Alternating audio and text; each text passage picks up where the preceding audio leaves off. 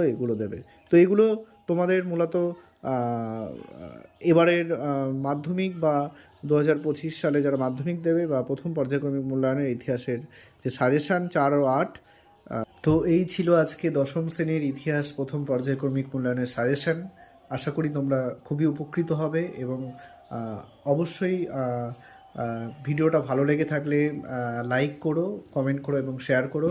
আরেকটা কথা বলে রাখবো যে তোমরা কমেন্ট বক্সে অবশ্যই লিখে পাঠিও যে যে প্রশ্নগুলো আজকে তোমাদেরকে দিলাম ইতিহাসের সাজেশনের জন্য, সেই প্রশ্নগুলো তোমার বিদ্যালয়ের শিক্ষক শিক্ষিকারা এবং যেখানে তোমরা টিউশন পড়ো সেই শিক্ষক শিক্ষিকারা করিয়েছে কিনা, এবং কারোর কোনো সমস্যা থাকলে অবশ্যই আমাকে কমেন্ট বক্সে লিখে পাঠাবে। এবং আরেকটা কথা বলে রাখবো, সেটা হচ্ছে ইতিমধ্যেই তোমরা দেখেছো যে শুনলে খুশি হবে যে মাধ্যমিকের প্রথম পর্যায়ক্রমিক মূল্যায়নের যে বড় প্রশ্নের সাজেশন ইতিমধ্যে